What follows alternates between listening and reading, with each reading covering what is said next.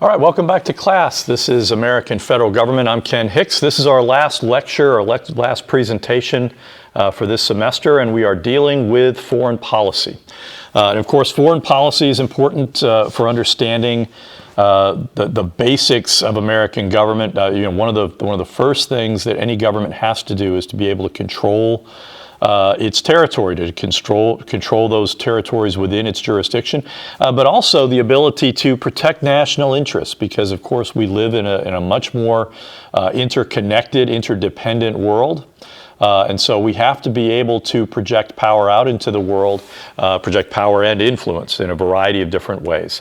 So what are we going to learn about today? First, we're going to continue our discussion of the governmental and non-governmental actors that shape the formulation and conduct of American foreign policy. It's important to keep in mind that this is sort of a two-part process. On the one hand, we formulate strategies, and then we go about implementing them. Third, we're going to talk about the basic tools of American foreign policy: diplomacy, money, and force. Fourth, we're going to talk about some of the foreign policy challenges confronting policymakers as we enter into a new administration. There are a significant number of challenges that the United States is confronting. And then finally, we'll conclude with just a basic discussion of what do we think. So, American foreign policy is shaped by a number of different actors, and we've been talking about, when I closed up my discussion, we began talking about the intelligence community. Now, it's important to keep in mind the intelligence community really kind of originated with the 1947 National Security Act. Which did a bunch of stuff. It's one of the most consequential pieces of legislation from the 20th century. First and foremost, it combined the Departments of War and the Navy into a singular Department of Defense. It created the National Security Council, which we'll also talk about a bit. It also created the Central Intelligence Community and numerous other agencies within, what is now considered to be the intelligence community. So why do we call it an intelligence community?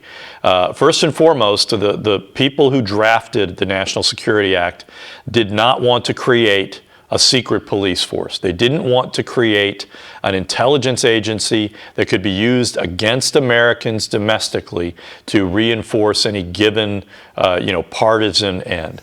And so our intelligence community is much more highly decentralized than you would have found, for example, in Nazi Germany, with the Gestapo, or with the Soviet Union's KGB. Okay, we didn't want to create that kind of tool that a corrupt politician could misuse to sustain themselves in power.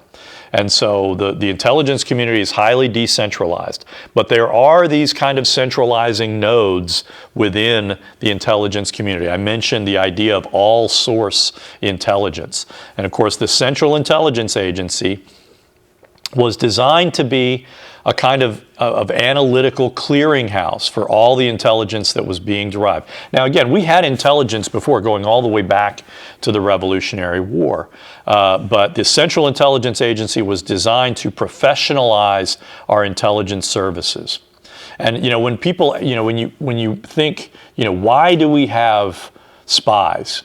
The answer very simply is it's been derived by the intelligence community itself, and that is to provide American decision makers with what is known as a decision advantage in any foreign interaction they're going to have, be it our allies or our rivals or our enemies. We want to know things that they don't know that give our decision makers an advantage. Okay, so the Central Intelligence Agency was designed to be this kind of clearinghouse. It was originally staffed by two very different sets of people. People who had previously served in sort of the premier intelligence agency, which was known as the Office of Strategic Services, or the OSS, and people who were kind of brought into the agency from the pinnacle, academic environments.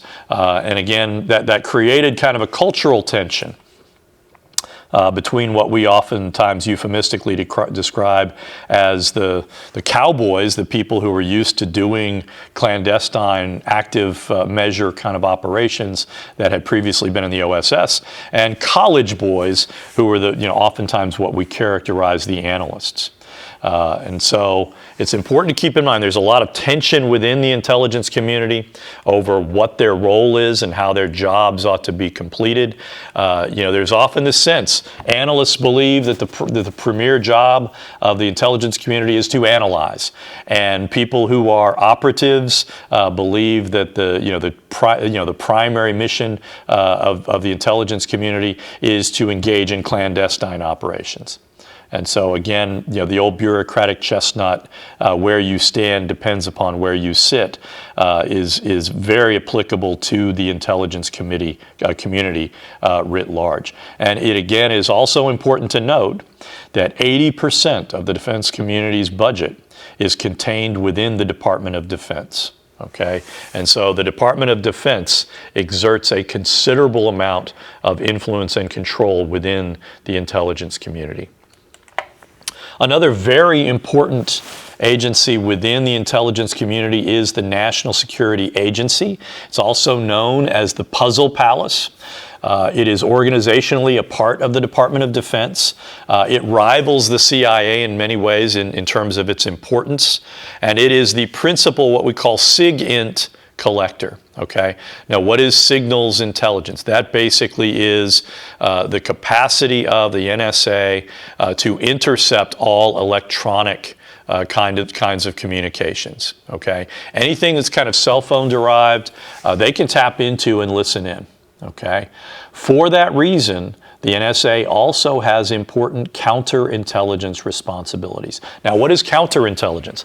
That means all the efforts that the intelligence community takes to try and keep its secrets secret, to prevent foreign governments and other actors from penetrating the intelligence community's knowledge base and stealing our secrets. Okay, so the premier counterintelligence agency within the intelligence community is the Federal Bureau of Investigation. That's their primary job. And that creates a lot of tension within the intelligence community, particularly between the FBI and the CIA. On the one hand, because the CIA is about intelligence. They don't really care about the law. And on the other hand, the FBI's primary mission is the enforcement of laws, okay? And so that oftentimes places those two agencies at loggerheads. There is also the reality the CIA is legally barred from operating within the United States, and the FBI is primarily a domestic agency. Although it also does go out into the world and investigate certain kinds of crimes. For example, when the Khobar Towers in Saudi Arabia were bombed, killed a number of Americans who were living there, the FBI was brought in to investigate because that's really what they're good at doing.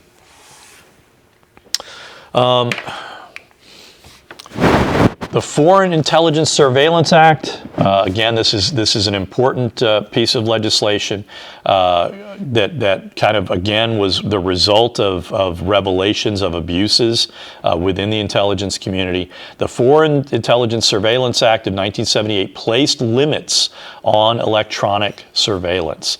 In 2019, a FISA court, which is the FISA, FISA is an acronym for the Foreign Intelligence Surveillance Act.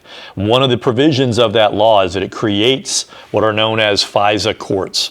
And these are courts that effectively issue warrants and also investigate potential abuses of American citizens, who are being drawn into signals intelligence kinds of operations.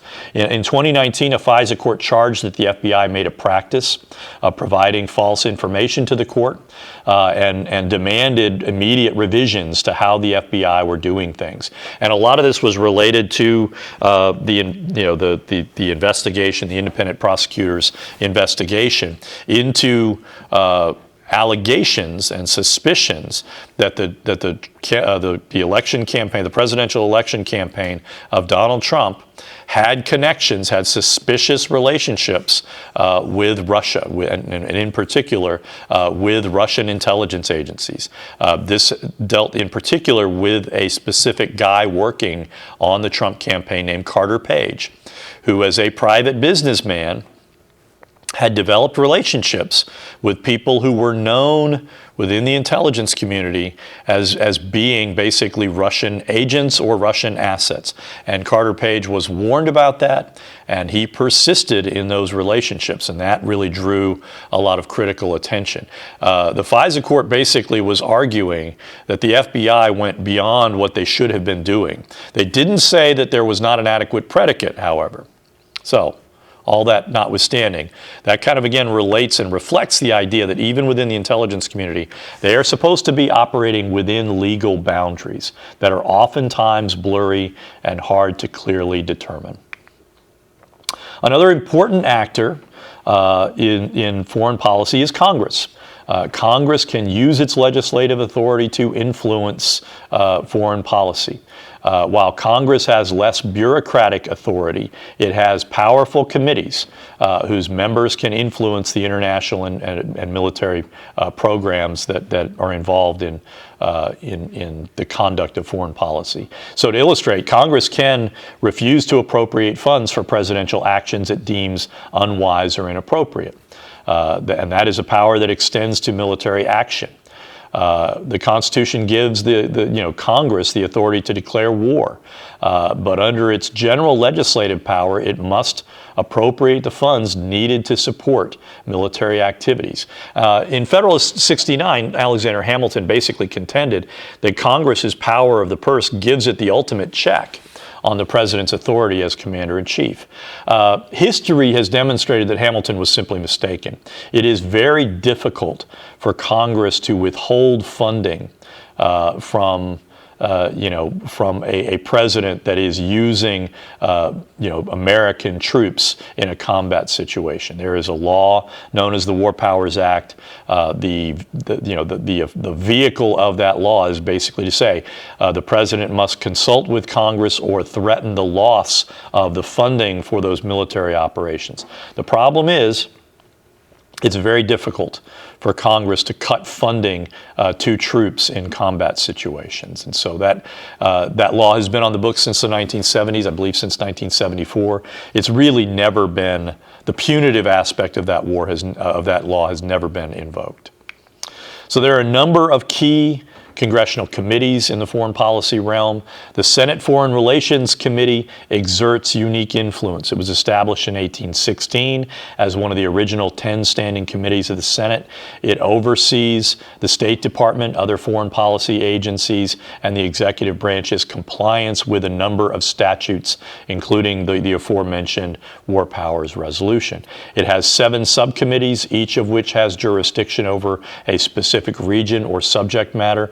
Historically, its members have been viewed as the guardian of congressional power within the sphere of foreign policy. When you think about the Senate Foreign Relations Committee, they're going to have a very important role in the coming confirmation battles over Trump nominees. Right now, as we shoot this video, Donald Trump has nominated a Fox journalist by the name of Pete Hegseth to be Secretary of Defense. Now, Pete Hegseth is controversial for a number of reasons, one of which he's very young, he's in his 40s. His primary basis for experience has been as a Fox News journalist. He ran 2 veterans-related nonprofits and basically didn't manage those nonprofits very well. He came into leadership of both of those organizations with adequate funding, and left with them in financial basically distress. There are also rumors that Pete Hegseth has had a drinking problem. I don't know about the provenance of the rumors, except to say that They appear to be numerous. There appear to be numerous sources of those allegations, and he has written about his drinking problems. So it's one thing that you don't want to do is hand over the Department of Defense to someone who has a drinking problem. In fact, the last time a major cabinet official's nomination was rejected was in 1989 when George Herbert Walker Bush nominated John Tower to be Secretary of Defense. Now, John Tower had been a U.S. Senator from Texas. He had served on the Foreign Relations Committee for a very long time. He was widely viewed as an expert in defense policy. So his qualifications were not questioned, but his drinking was, and he was known to his colleagues. He had been in the Senate for a long enough period of time. They understood the extent of his issue, and despite his assurances that he would not drink while Secretary of Defense, even some Republicans voted to reject his nomination. So that's an important, consideration. And regardless of whether Pete Hegseth's nomination goes through, it raises questions about Donald Trump's vetting process for determining who he's going to name to these positions. The Foreign Affairs Committee is, again, important. The House Foreign Affairs Committee is important, but it's less influential because it does not carry with it the advice and consent power that the Senate has. There are other standing committees. The Appropriations Committee in the House, again, is very important in terms of they're the ones that actually make sure that foreign policy programs are adequately funded, especially as that relates to the Department of Defense. That is a big lift. That is, hundreds of billions of dollars in appropriations that have to be made annually. The House and Senate Armed Services Committee conduct oversight, again, over the Department of Defense and the Department of Energy. Why the Department of Energy? Because the Department of Energy houses all nuclear-related matters, and that includes, again, the management or the oversight over nuclear sites. Where uranium and plutonium and other things actually are being used and deployed. In both houses, other standing committees can be responsible for matters like Veterans Affairs.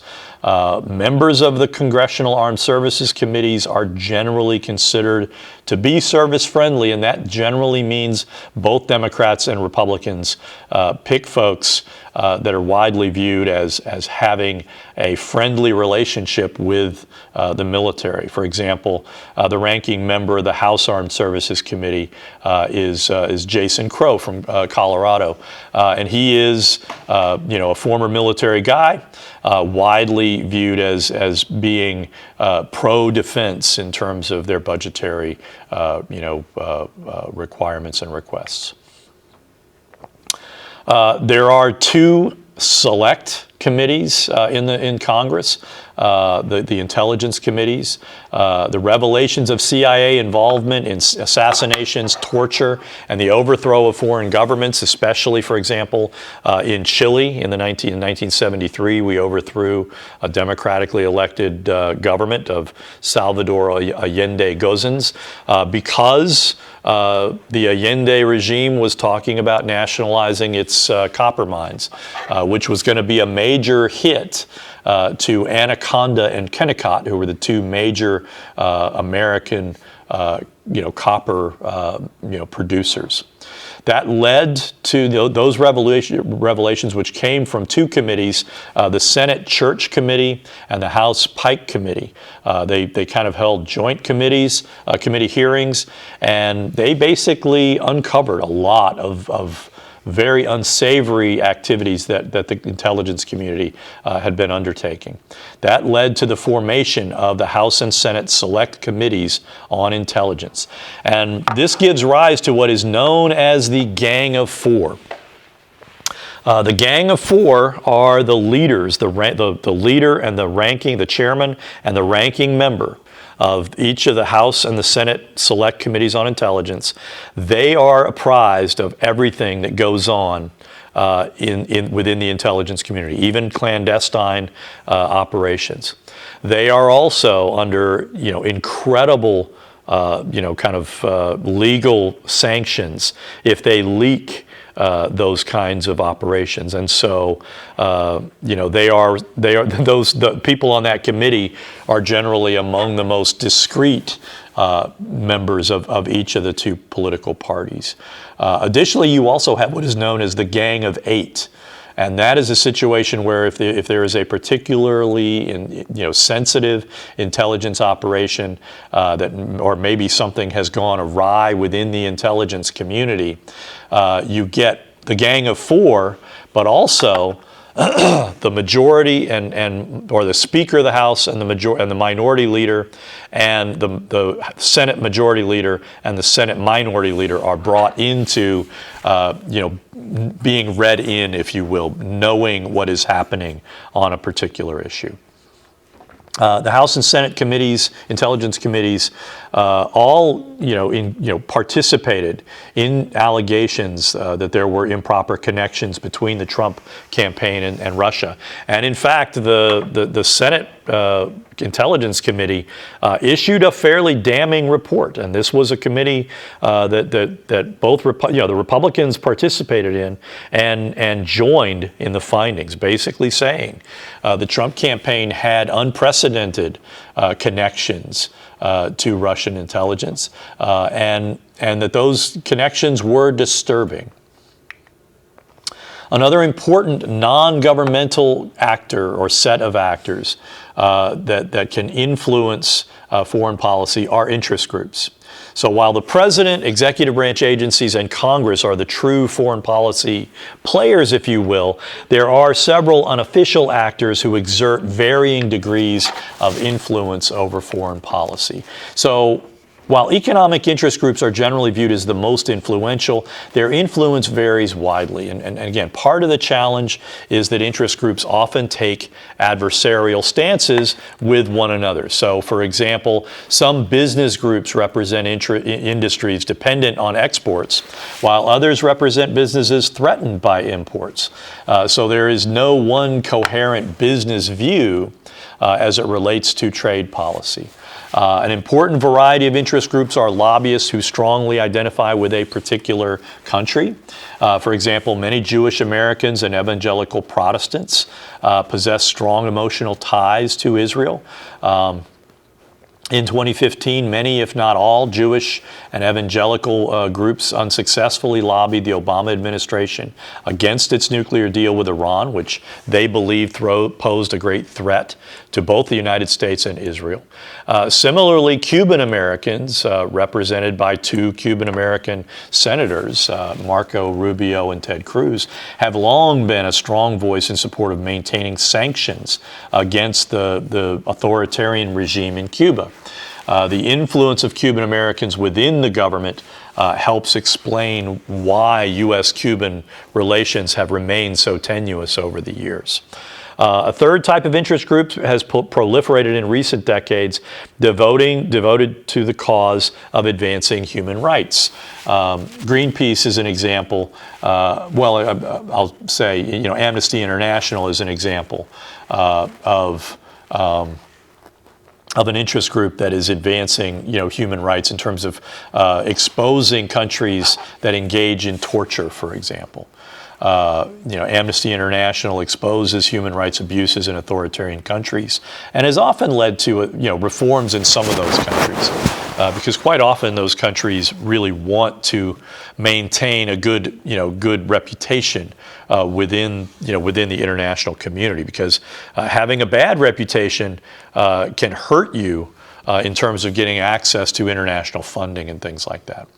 You also have Greenpeace, and Greenpeace is an example of a group that engages in demonstrations like protests rather than lobbying or electoral politics to advance environmental causes. Demonstrations during the 2015 Paris Environmental Summit led to the signing of a series of international accords aimed at limiting the production of greenhouse gases.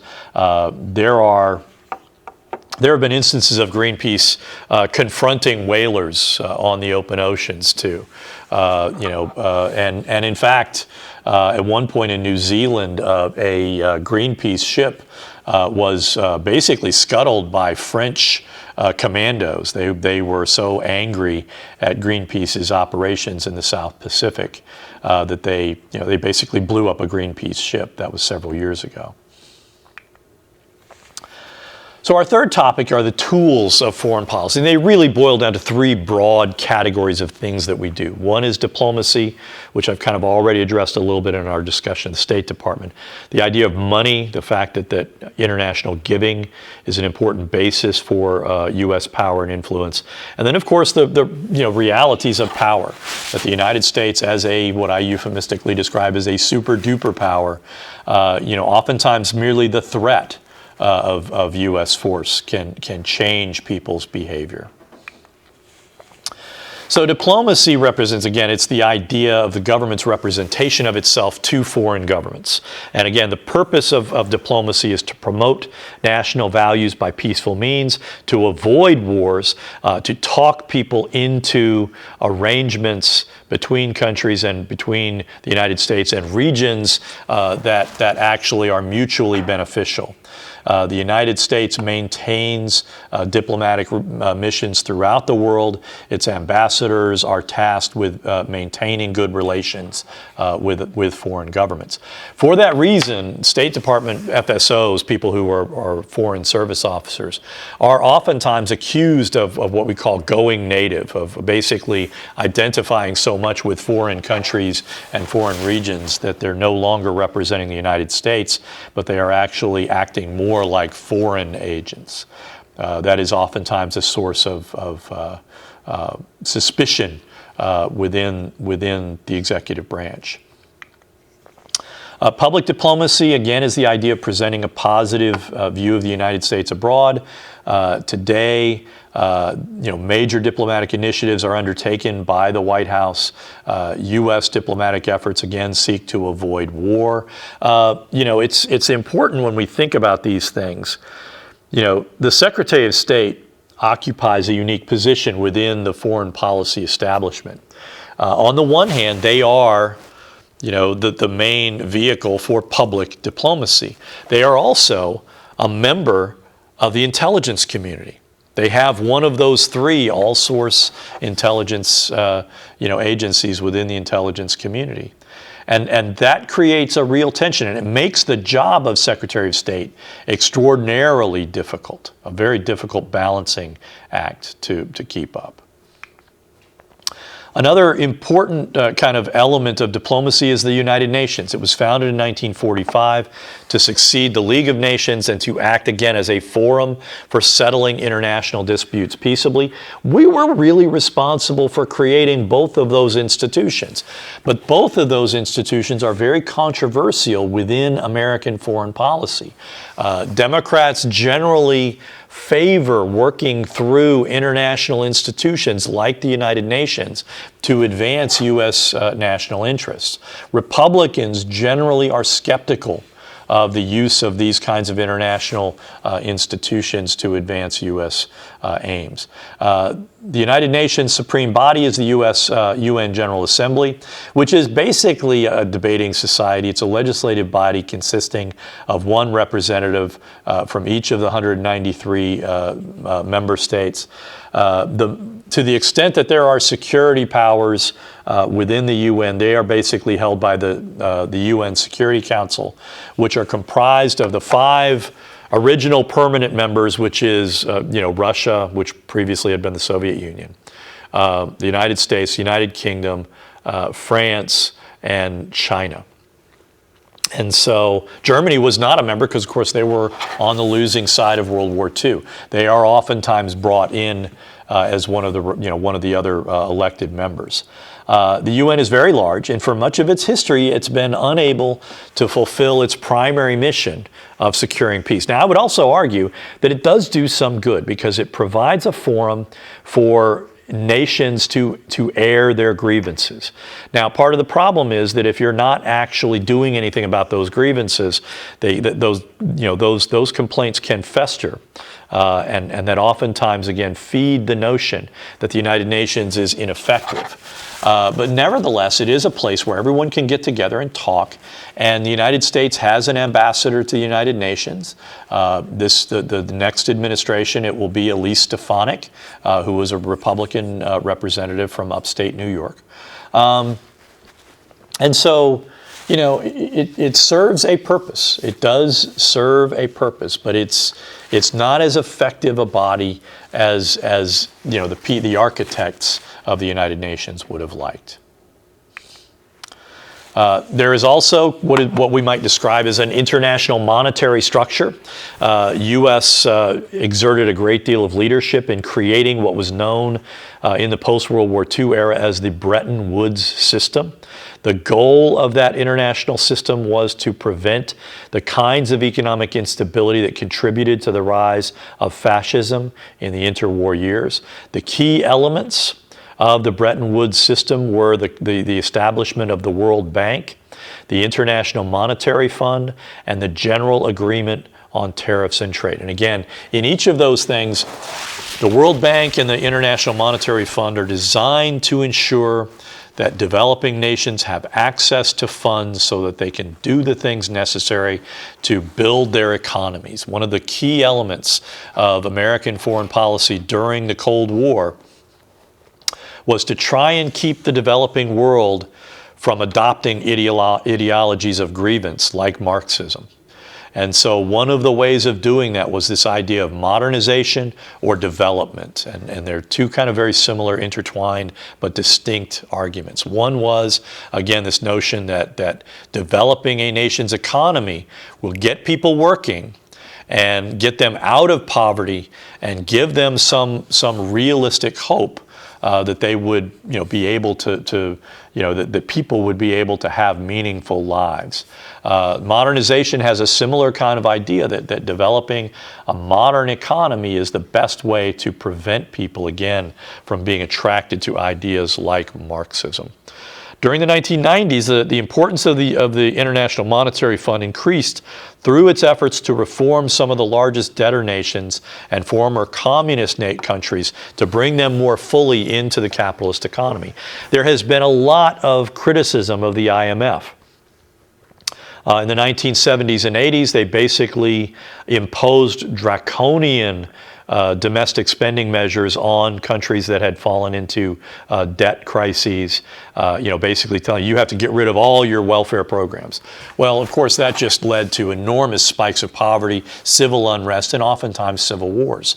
Likewise, when it came time to democratize the countries that had formerly been the satellite countries of Russia and the countries that were enthralled to Russia and ensnared in a communist economy, the IMF and a lot of American economists said just rip the Band-Aid off, move from a command economy to a capitalist economy as rapidly as possible. And what happened from that was you ended up with a lot of oligarchs, with a lot of people that had access to ready cash, who had been in the black market in Russia and other second world countries. And they're the ones that bought up most of the large industries. And there was a lot of, kind of organized violence involved in the competition over those major sectors of the economy that had been controlled by those communist governments. And so, the rise of those oligarchs basically just fed right into the rise of Vladimir Putin and other strongmen in countries like Belarus and Georgia and Uzbekistan and Kazakhstan and countries like independent countries or independent satellites like Chechnya. Economic aid is a major aspect. Again, I mentioned this in the previous presentation. United States provides nearly $50 billion in economic and military assistance. It tends to be far more in military assistance than other forms. And again, this is not like we're just throwing money around with no strings attached. If the United States is extending, $10 billion in military aid to Egypt, they are basically saying, here is a credit card. You get to buy what you like, but it has to be from U.S. arms manufacturers. That basically is money that's going back into the United States in a form of kind of corporate welfare. So while some aid is motivated by military or by humanitarian intent, much of it is designed to promote national security or economic concerns by strengthening allies. And oftentimes our allies are not particularly nice people. Egypt and Pakistan are two major recipients of military aid. And in effect, when you hear arguments about a deep state, those countries do have deep states. They have non-elected, out-of-government people that exert enormous power over the administrative states of those countries. Turkey is another, nominal U.S. ally that gets a lot of military aid that also has a deep state. And in effect, the militaries of those countries control large aspects of their economies as well. Now, if you think that the military is good at running an economy, just go to those countries and look at the scale of corruption. And you will discover that militaries are not good at running economies. So the two largest recipients of most aid coming out of the United States are Israel and Egypt.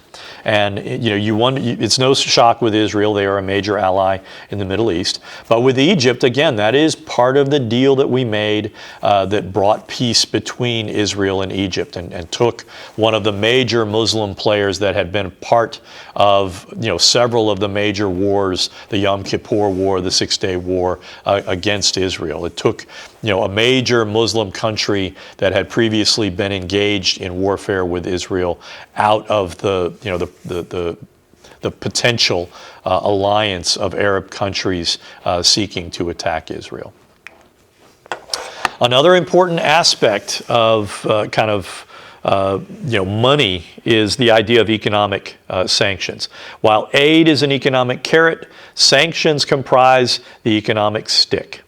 Among the sanctions the U.S. employs include trade embargoes, bans on investments, efforts to prevent the World Bank or other international institutions from extending credit to offending nations. And we also have the ability to go after individuals within those countries. In fact, one of the things that we have done in terms of affecting Russia following its invasion of Ukraine is to target major allies of Vladimir Putin and freeze their accounts that are in foreign, in other countries. Now that is extraordinarily damaging to those folks, because one of the main things, if you're a Russian oligarch, even if you're allied to Vladimir Putin, you know that if you fall out of his good graces, the first thing he's going to do is take your money that's in Russia. And so most of these guys do everything they can do to get all their money, or as much of their money as possible out of Russia. And so England was one of the main places where they liked to park their money, because it was just outside of the European Union as well. They had sort of independent banking institutions. And when you hear about Russian oligarchs with yachts, they love having yachts because yachts are a multi-million dollar investment, and it gives them mobility. It gives them the ability to hide out in international waters if need be. Okay, so again, another illustration: in 2017, an existing sanctions regime against North Korea was tightened in response to that nation's advanced nuclear tests. We have done what we could to isolate North Korea and prevent them from developing any more nuclear weapons than they already have. And again, the reason for that, and one of the reasons why our sanctions haven't been particularly effective, is that a major benefactor of North Korea is China. And this is because of the civilizational conflict between China and Japan. The argument has always been between those two civilizations. Whoever controlled Korea is basically in the ascent between those two civilizations. So it's not fun to be Korea. And that's one of the reasons why Korea has been divided and will likely remain divided until or unless one of the two regimes collapses, and which would facilitate the unification of those countries. That's one of the reasons why the recent unrest, you had the South Korean president attempt to impose martial law, which ultimately failed because the Korean military sort of backed away from enacting what he was calling for. That's one of the things that's concerning about us. South Korea is a much more populous country than North Korea. Its economy is multiple dimensions more productive and more powerful than North Korea. Nevertheless, North Korea has a very large and very dangerous military, and they have the ability to destroy Seoul in a matter of hours. They can launch thousands of missiles per hour into Seoul, which is where I think close to a quarter of South Korea's population is located. So the United States also uses economic sanctions to advance humanitarian ends and humanitarian human rights policy goals. Again, when we see evidence that a country is systematically violating human rights, we can withhold military or humanitarian aid to those countries, and we can basically exert our influence over the international monetary system to make it harder for those folks to get access to money. Third, you have the idea of collective security. Again, following World War II, the U.S. committed to multilateralism, which again included the development of alliances and agreements, and again, these international institutions like the United Nations to provide mutual aid in the case of attack. The Rio Treaty of 1947 constituted the first U.S. collective security arrangement, which led to the formation of the Organization of American States. And finally, you also in 1949 get the first formal military alliance between the United States and other European countries. There were a couple of countries that remained kind of on the sidelines, especially Finland and Sweden. But most of the European countries, the United Kingdom, Germany, the Netherlands, Spain, ultimately Turkey, several other countries joined NATO basically with the idea that an attack on one NATO member would be an attack on all NATO members. And of course, the fear of attack was coming from the Soviet Union and the Warsaw Pact countries. In the post-Cold War era, NATO actually expanded to include a number of former rival nations from the Warsaw Pact, and the former Warsaw Pact members who have subsequently joined NATO include Albania, Bulgaria, Croatia, the Czech Republic, Estonia, Hungary, Latvia, Lithuania, Montenegro, North Macedonia, Poland, Romania, Slovakia, and Slovenia. And again, it also, since 2014, the resurgence of Russia's expansionist ambitions has brought NATO alliances to the forefront, and the Russian invasion of Ukraine, so frightened some northern European countries like Sweden and Finland that they joined NATO as well. And both of those countries are militarily quite formidable. They're both relatively low population countries that relies on mass conscription and mass training. Finland in particular would be a very tough nut for Russia to try to crack. There are mountainous areas that kind of narrow the avenues for advancement into Finland.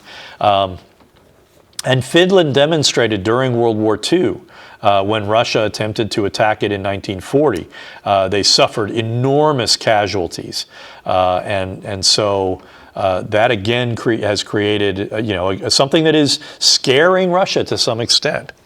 Likewise, again, the reason that Russia invaded Ukraine in 2021 was that Ukraine refused to remain under under Russian influence, and began its people were electing westward-looking political leaders.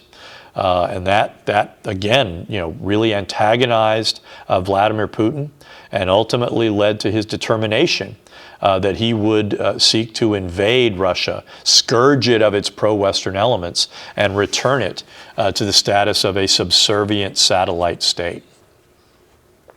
And again, for Putin, his basic rationale is that Ukraine is not a real country, that it does not have a culture that is separate from Russia, that it is effectively a part of Russia, and it cannot be just artificially separated.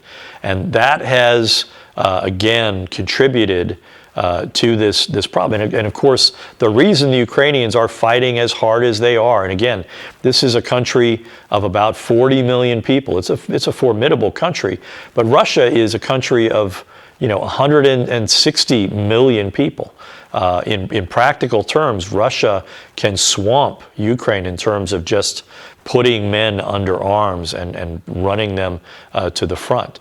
But that has come at a very high cost to Russia's military. They have, and their economy as well, because the sanctions that are in place are actually hurting Russia's economy, and it is affecting their military effectiveness. A lot of the weapon systems that they are deploying right now are not effective because they are under enormous economic strain. So the second broad aspect that we're talking about of the tools of foreign policy include the idea, or actually the third, include the idea of military force. And as I mentioned, the United States is the world's most formidable military. So if war constitutes politics by other means, then the United States is uniquely capable of using military force to advance its political and economic interests. Military force is generally considered a tool of last resort for three important reasons. The first one being the use of military force is extremely expensive, both economically and politically. Second, the use of military force is inherently risky. The great German statesman described war as rolling the iron dice. You just don't know how wars will turn out. And third, in any democracy, a government that addresses policy problems through military means is almost certain to encounter political difficulties, either in the short term or the long term. And again, the war on terror provides a good example of that. So, for example, in the war on terror, the United States used military force and militarily occupied Iraq and Afghanistan. And it took enormous political will to end those occupations. And in fact, I would make the argument that one of the major reasons why Joe Biden was forced out of the race in 2024 was his low approval ratings, which began sinking after he withdrew forces out of Afghanistan. And so there are oftentimes very high political prices. Now, again, people may complain, people may criticize Biden for how it was done. That there were military losses, that we left an enormous number of pro-U.S. Afghan allies to their fate. But at the same time, there is a serious question: what militarily, politically, was left to be done in Afghanistan? Were we ever going to be able to create a sustainable regime in Afghanistan capable of defending itself that would also be an asset to U.S. foreign policy? And the answer to that is simply no.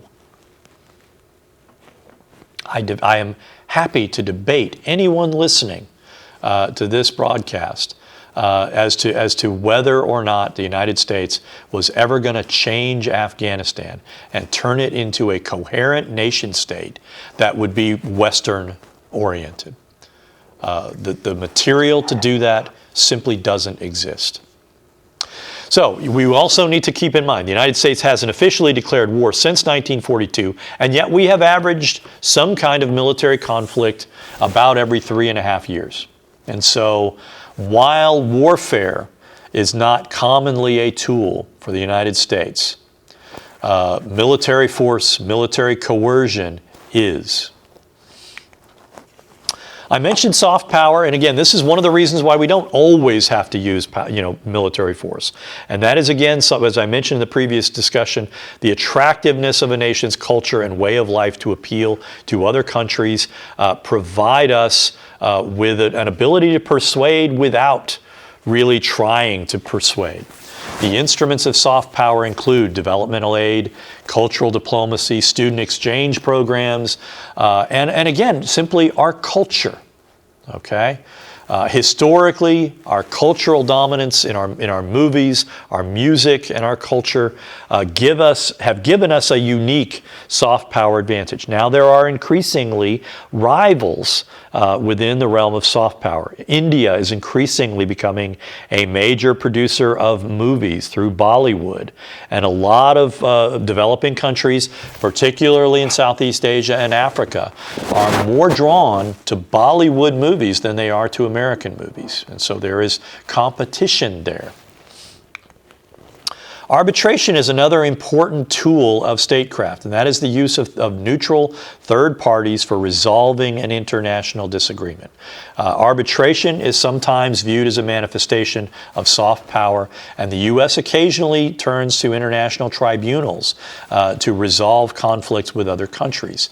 The United States relies heavily on the work of arbitral panels to maintain the flow of international trade on which the U.S. economy depends. International trade is reliant on the consistent enforcement of contracts.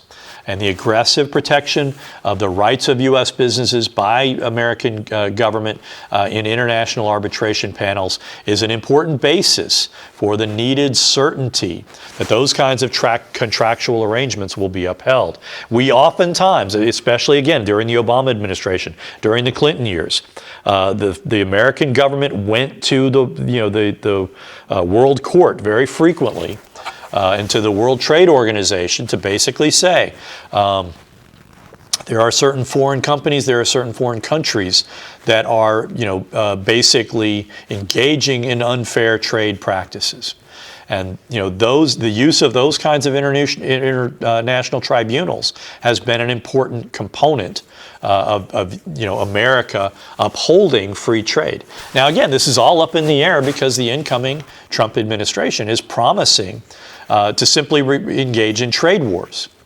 And the problem with trade wars is that they hurt both sides very often, oftentimes resulting in higher prices. And who ultimately pays the price for higher prices? It's American consumers. So here's a good kind of panel. It shows who serves in the U.S. military. So when you look at it, again, right now, 84% of the U.S. military is male, but 16% is a considerable number of women who are serving in the armed services. When you compare that to the population, again, 51% of the population are female, 49% are male. By terms of race, 70% are black, or 70% are white, 20% are black. 6% are other, and that oftentimes is Latino. 4% are Asian. If you look, whites are slightly underrepresented. Blacks are significantly overrepresented. Latinos are significantly underrepresented. Again, when you get back to ethnicity, Latinos are 1/5 of the U.S. military. They are 18% of the population. When you look at geographic origin, the Southeast are overrepresented. The other parts of the world, the other parts are slightly underrepresented, particularly the Northeast.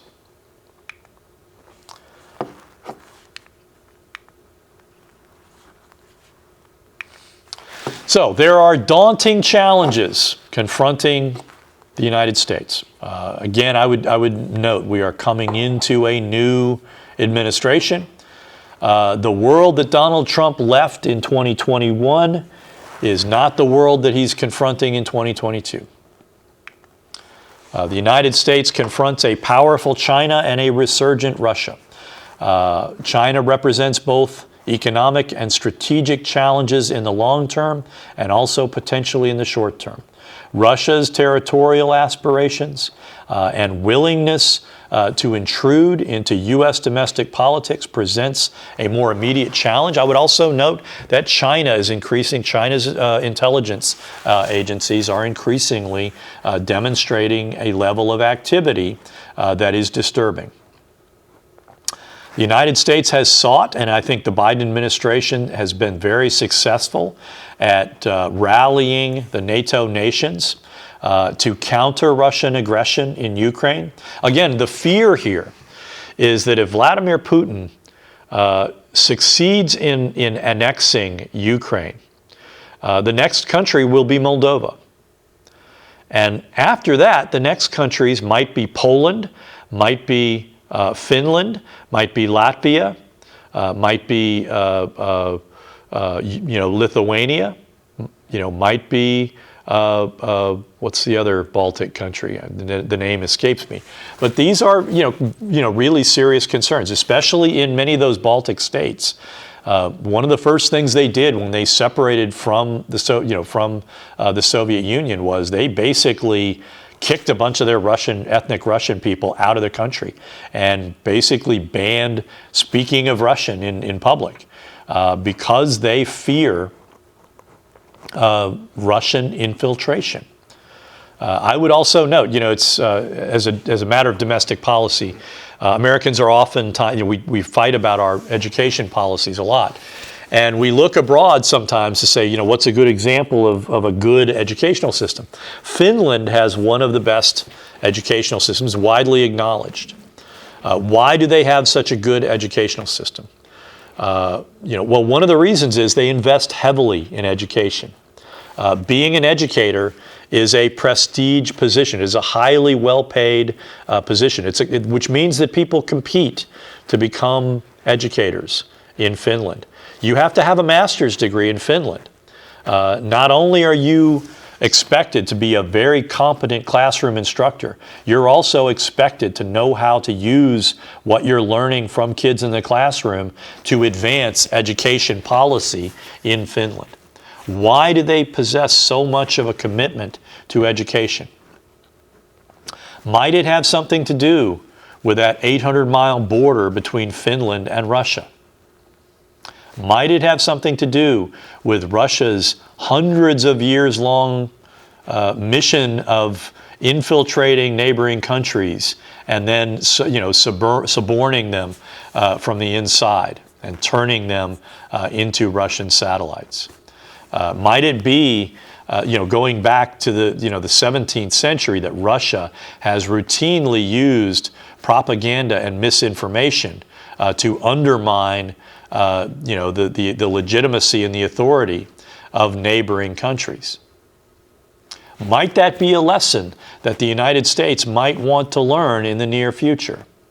Rather than trying to destroy public education, might we not want to find a much better sort of reason why we need a well-educated citizenry? So again, both China and Russia have made extensive use of electronic hacking to break into computer systems of American governmental agencies and businesses. China has been much more, at least until recently, much more oriented towards American businesses. They've been wanting to get proprietary information that they could use to build their economy.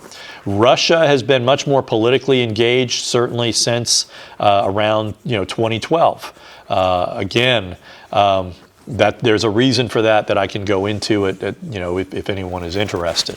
But for basically both countries have, and it's not just going after the big companies, and it's not just going after the federal government. They have tried to hack into electrical grids in major urban areas. And what are they doing? They are probing. They are looking to see if we need to disrupt the United States in a serious way. Can we get into local governments and turn off their electric grids and keep them off for a prolonged period of time? Can we do things that could cause damage to American infrastructure? These are the things that we're having to deal with. Nuclear proliferation in both Iran and North Korea are serious concerns. The United States and Iran have had adversarial relations since the 1979 Iranian Revolution. It's important to keep in mind, Iran was a major ally of both England and the United States through the 1930s, when we first began seriously exploring oil and found that Iran had large deposits of oil. Up until 1979, the Shah of Iran had been overthrown in the 1950s, and the CIA put him back on the throne. So we had a heavy investment in Iran, and ultimately that was a religious cultural revolution where a secular modernizing Shah of Iran simply got overwhelmed by a religious culturally conservative Shiite movement. And the United States was caught flat-footed in 1979, in part because we did not have a clear understanding of how weak and how narrowly supported the Shah's regime was. And part of the reason for that was that the Shah of Iran forbade the Central Intelligence Agency from operating within the the territory of Iran. So it came as a big shock when the Shah of Iran, when he was faced with mass protests, and he ordered his troops to basically disperse the protesters using violence, and the Iranian military stayed in their barracks. That was a big shock when the Shah actually just hopped on a plane and left the country. The United States has deployed a mix of carrots and sticks to prevent Iran from developing nuclear weapons. Again, I mentioned the Obama administration's attempt to basically use sanctions. And again, sanctions were effective against Iran during the Obama administration because the Obama administration was able to persuade Russia, China, and other neighboring countries they were able to persuade them to participate in the embargo. And that made the embargo a lot more effective against Iran. When Trump withdrew from that nuclear deal, it effectively broke up that deal. And when the Biden administration attempted to go back to the negotiating table, Iran basically said, we're not interested because we don't trust that the United States will keep their word. So again, the Iran nuclear deal involved lifting basically an effective economic sanctions regime in exchange for Iran's agreement not to develop nuclear weapons. And one of the main things that we were doing was, that Iran had conceded to, was to allow nuclear inspectors to come into their major facilities. And when the Trump administration backed out of that deal, they basically kicked out the inspectors and said, you can't come back in. The same problem exists with North Korea's Juche regime. It presents serious strategic challenges to the United States, East Asian policy, and allies. The Korean Peninsula is one of those places where U.S.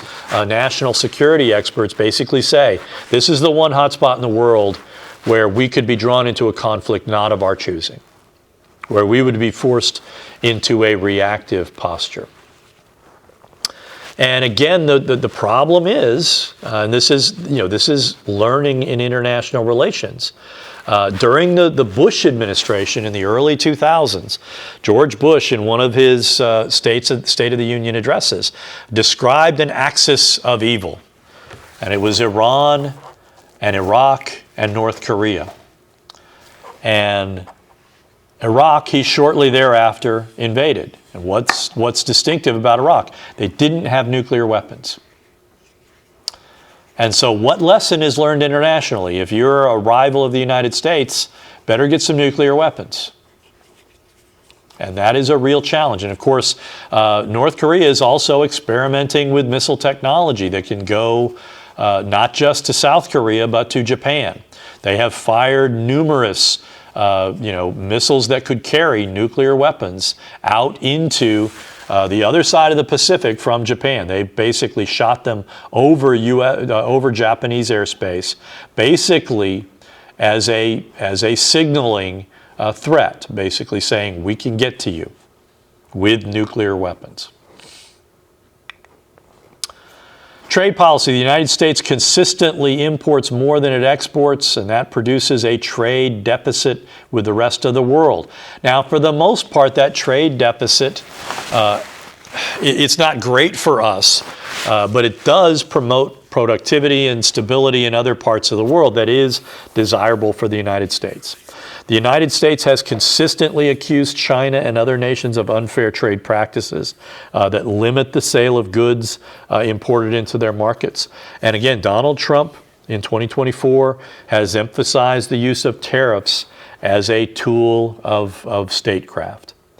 And again, there's a reason, and I will point this out. When Donald Trump left office and Joe Biden came in, Joe Biden kept tariffs in place on Chinese goods for a reason. China is a command economy. The Chinese Communist Party basically controls economic development of the country. They do not respond to market forces. There are local governments that are responsible for developing economics products in certain regions, and they basically they get money from the central government on the basis of their ability to produce, not necessarily whether the goods actually get sold or not. There are a lot of counter-cyclical kinds of things happening within the Chinese economy. The Chinese economy is slowing down significantly. That is creating a number of challenges for that regime. And part of what they're doing with their Belt and Road Initiative is to try and find markets where they can dump all this product, and that will increase their economic influence. They really want to create a parallel, rival international economic system that would compete with and eventually eclipse America's influence within the international system. And whether they'll be successful with that or not is an open question. One thing that's very important to keep in mind is that the dollar remains an incredibly powerful and influential basis for the it's a foundational currency for the international monetary regime. But we can do damage to it by indiscriminate trade wars. Global environmental economy. The environmental issues often present what we call unique kind of collective action problems. How do you police the open oceans where nobody really has a claim? Generally, the United States has supported various international efforts to protect the global environment. At the same time, the United States has sort of a schizophrenic relationship with international environmental policy. When Democratic presidents have been in power, when you've had Democratic administrations, we have generally been supportive of economic environmental regimes like the Paris regime, which is the latest one, or the Kyoto regime, which had been the previous one. However, when Republicans have been in charge, they have generally withdrawn from those agreements, and they have generally said we are not going to be bound by them.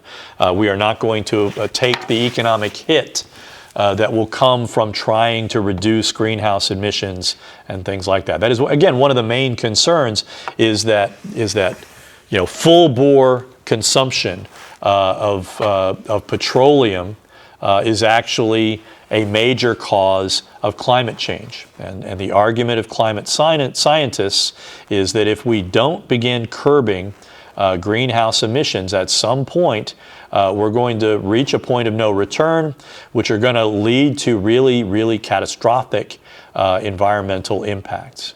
When you look at what's happening environmentally just in the United States in terms of the violence of storms, Houston has had two 500-year storms that you're only supposed to see every 500 years. They've had two of them in the last 10 years. And Houston is uniquely vulnerable. There's a very real prospect that Florida, a significant portion of Florida, could be underwater, legitimately underwater. Miami no longer existing within the next, within the next half century or so. And so how we manage these kinds of issues are very important. And it would be better if we could reach some kind of consensus on it. But the hard reality is that the petroleum industry is is basically funding Republicans. And in many states, they are dominant influences. In Texas, in Oklahoma, in Louisiana, in South Dakota, in Alaska, petroleum interests are dominant, and those cultures, those states are effectively kind of monocultural. So these are important issues that we should be working towards. Immigration is another issue that has international implications. One of the best ways that we could probably try and combat undocumented immigration at the border would be to do a better job of engaging and working to help the countries to the south of us, Mexico, Guatemala, Honduras, Nicaragua, Colombia, Panama, working with those countries to try and improve conditions there. Good government reforms in those countries would go a long way towards providing opportunities for people so that they wouldn't feel compelled to come to the United States. Likewise, dealing with organized gangs in Mexico and Central America have to recognize a hard reality, and that is a significant part of why those gangs exist is Americans' appetite for illegal drugs. And if we could do more to combat our drug problem, we would be helpful. We would be helping dry up the demand for illegal drugs. So foreign policy, what do you think? America's history and ideals hold that U.S. foreign policies should have a higher purpose than simply the pursuit of self-interest, and that the United States should only use force as a last resort. In what ways do American responses to various security, trade, and humanitarian challenges reflect those historic ideals, and in which ways do they sometimes clash? What do you think is going to happen with an incoming Trump administration with regard to American ideals? 2, greater trade reduces the price of many goods for American and international consumers. But globalization also creates economic winners and losers. What can U.S. leaders do in the future to make sure that globalization is a positive force that promotes U.S. security, but more importantly, prosperity? Will Trump's promise to use tariffs help promote economic prosperity? Will Trump's promise to round up 10 million undocumented immigrants help preserve American prosperity? Under what conditions do you think it's appropriate for the United States to use military force? Under what conditions do you think diplomacy is the more important approach? Should we rely on diplomacy and give Putin a deal that rewards him for engaging in a war of territorial aggression? I will tell you straight up, as somebody that studied national security as part of my education for a number of years, I think rewarding Putin is a horrible idea. I think he should pay a cost, and I think he should, I think he should be stopped in Ukraine. I think China should be made aware that any aggression towards Taiwan would come at an enormously high cost. To me, that's just basic common sense. That an investment that you fail to make in those areas will result in you having to make much greater investments at a later date. So that's it for this presentation, and ultimately that's it for this semester. I hope you have enjoyed these presentations. I hope they have contributed to your understanding of American government.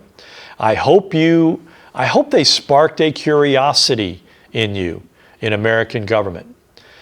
Because if you're not paying attention to American government and how the things that people are doing on your behalf, you are giving them a tremendous amount of latitude to do a lot of mischievous things.